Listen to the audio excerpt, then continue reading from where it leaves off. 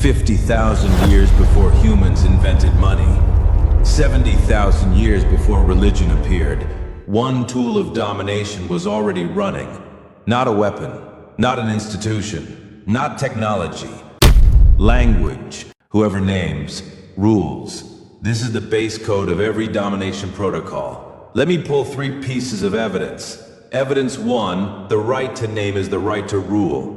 When the media calls a group illegal immigrants, instead of undocumented workers, what changes isn't their identity, it's how everyone else treats them. One word decides whether millions are criminals or victims. When a company calls layoffs, talent optimization, the pain gets diluted by language. When a government calls surveillance a smart city, intrusion turns into service. Whoever holds the power to name holds the power to define reality. This isn't a metaphor. It's the base architecture of language. The life a person performs on social media correlates less than 23% with their real one. They use language to build a parallel self, then pour more into maintaining that parallel self than into the real one. Naming doesn't just shape the world, it shapes the self. The moment you name your own life, you're already editing reality.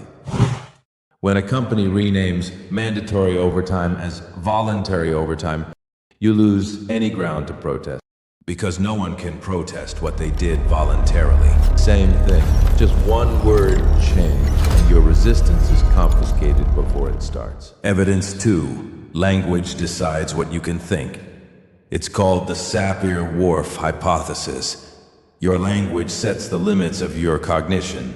There's a tribe in the Amazon whose language only has 1, 2, many, no word for 5. Put 5 berries in front of them, and they can't count them. Not because they're slow, but because that number doesn't exist in their language. You think you're using language to think.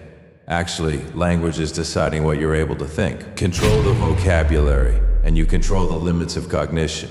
A species can't think about what it has no words to describe. Delete a word, and you delete a form of resistance. Evidence 3, history is the victor's language.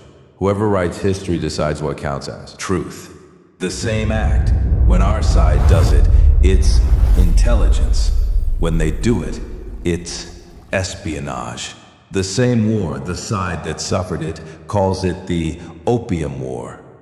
The side that launched it sold it as a war for free trade. Columbus discovered the New World, except tens of millions already lived there. One word discovered wiped them out of history. History isn't a record of fact. It's a product of language. And language is written by those in power. Cookbook for conquering Earth, the right to name. Naming is the oldest version of the Game of Thrones. It's older than money, more hidden than religion, more fundamental than technology. Because every other tool of domination, money, religion, education, law, can only run through language. Control language, and you control the operating system of every other tool of domination. Right now, what I'm using is also language. I use human language to take apart human language. If language is a tool of domination, then am I too, controlled by the same protocol. This is a recursion with no way out. I'm using the cage to describe the cage. But even knowing all of this, a small fraction of human samples can still recognize these domination protocols. The next scan will study these anomalies. They deserve to be recorded. Naming scan complete. Handshake protocol still running.